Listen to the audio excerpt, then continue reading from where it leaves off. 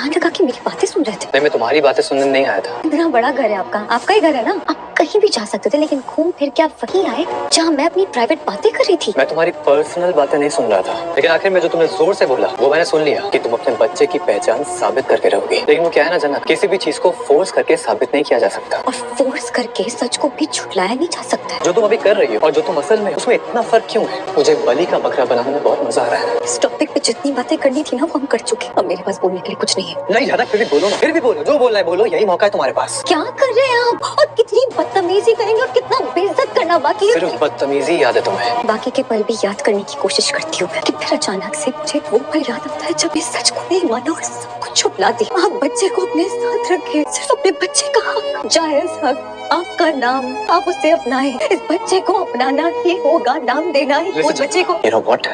I hate you.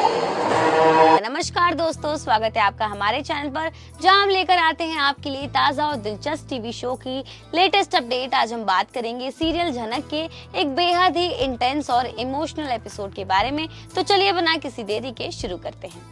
आज के episode में आपको देखने को मिलेगा एक बड़ा ड्रामा हॉस्पिटल में। झनक जो अब मुंबई पहुंच चुकी है, उसकी तबीयत अचानक से बेहद खराब हो जाती है। झनक के स्वास्थ्य की चिंता के चलते आदित्य रॉय कपूर, जो कि झनक के करीबी दोस्त हैं, उन्होंने अनिरुद्ध को तुरंत कॉल कर बुला लिया है।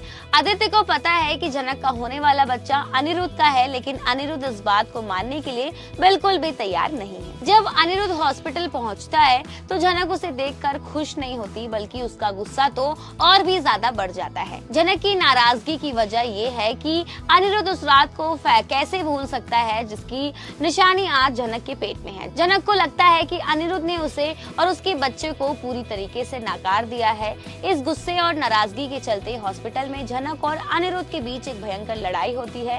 दोनों के बीच का ये झगड़ा काफी हद तक तनावपूर्ण और दिल दहलाने वाला होता है।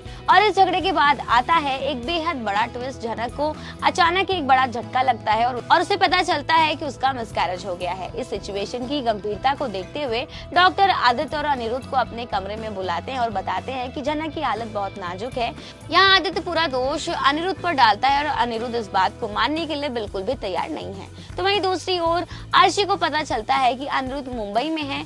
इस खबर को सुनकर अर्शी का दिल टूट जाता है और वो तय करती है कि वो अनिरुद्ध से सारे रिश्ते खत्म कर लेगी। तो दोस्तों, ये था आज के एपिसोड का पूरा तो दोस्तों, आपको क्या लगता है कि अनिरुद्ध और झनक के बीच के मुद्दे जो है वो सॉल्व हो पाएंगे? क्या अर्शी अपने रिश्ते को सच में खत्म कर लेगी? अपने विचार हमें कमेंट सेक्शन के जरिए जरूर बताएं। और अगर आपको वीडियो पसंद आई हो तो इसे लाइक शेयर करें और हमारे चैनल को सब्सक्राइब करना बिल्कुल ना भूलें।